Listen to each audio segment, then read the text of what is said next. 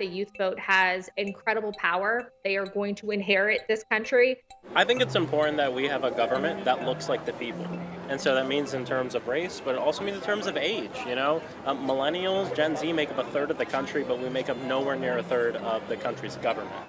I'm super excited that we now have Maxwell Frost that will be representing Gen Z in the House of Representatives. I'm also really excited for the fact that New York elected its first woman governor. And what we're seeing now is that, the more people vote, the more diverse people have access really to the ballot box and make their voices heard. Those who represent us begin to really actually reflect who we are.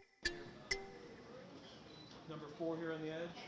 Number four on the We're edge. hearing, that voter turnout is at historic levels, and especially among young people. We know that young people made a big difference in places like Pennsylvania, Michigan, Wisconsin, and they made the difference in a number of races. We know that they absolutely made the difference in some very, very key races that will determine literally the seat of power in this country and in Congress.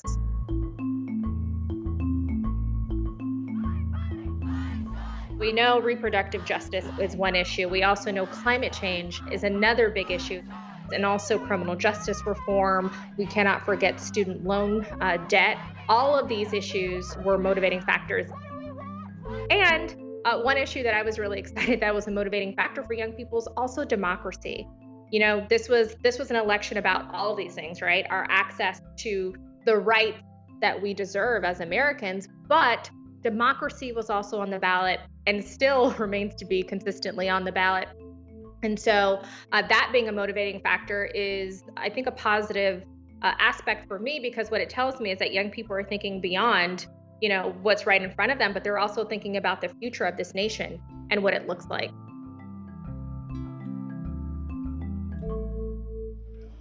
Gen Zers demand diversity. They demand that you understand and you respect diversity. They've pushed us, even as millennials, to a whole nother space of not just, I hate the word tolerance, but acceptance of the reality that we're all very different and we all have voices that need to be respected and heard. And we all deserve to live a life in this country of dignity and opportunity and prosperity.